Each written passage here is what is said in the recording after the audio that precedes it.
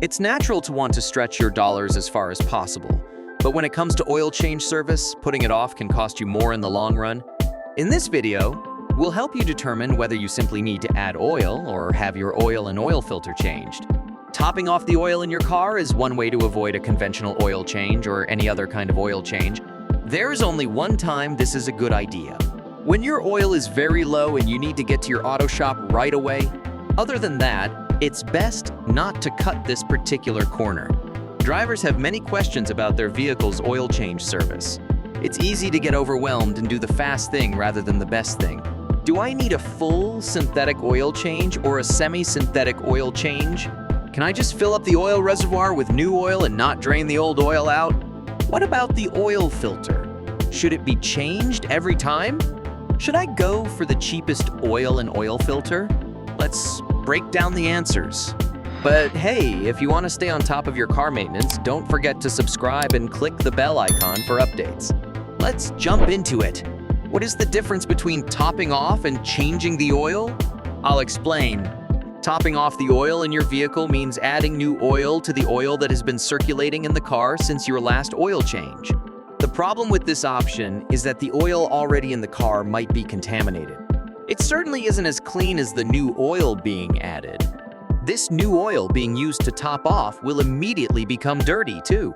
So what has been gained? And the potential loss is an engine. Changing the oil refers to draining all the oil out of the car and replacing it with new, clean oil. This protects the engine by keeping it lubricated and the parts all working well together. It's natural for oil to get dirty and degrade over time. Periodically, it needs to be changed to prevent unnecessary engine wear or worse. As you check your oil every other fill-up as recommended, the oil level shouldn't be going down significantly. If it is, you may have an oil leak. Contact our Tucson Auto Shop or use our online scheduler to make an appointment for an inspection. Simply adding oil to the reservoir is only a short-term solution. So, how do I check the oil in my car? It's a simple task and an important one. Recommendations by auto specialists say to check your oil about once every other fill-up. You don't want any expensive surprises later, so here are the steps to checking the oil in your vehicle. Step 1, let the engine cool down. Step 2, park the car on a flat surface.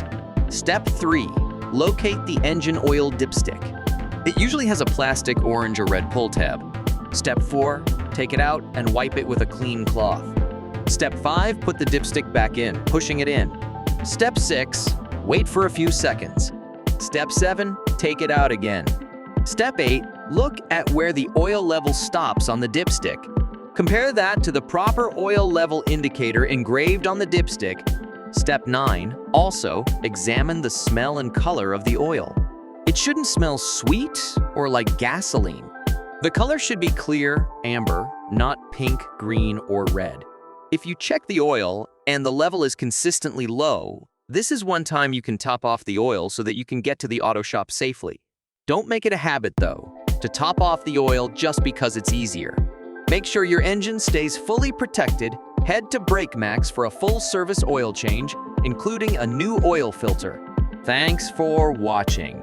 We hope you learned whether adding oil is the right choice for your car. If you found this video helpful, please like and subscribe for more car care tips. Remember, keeping your engine healthy is key to a long-lasting vehicle. See you next time.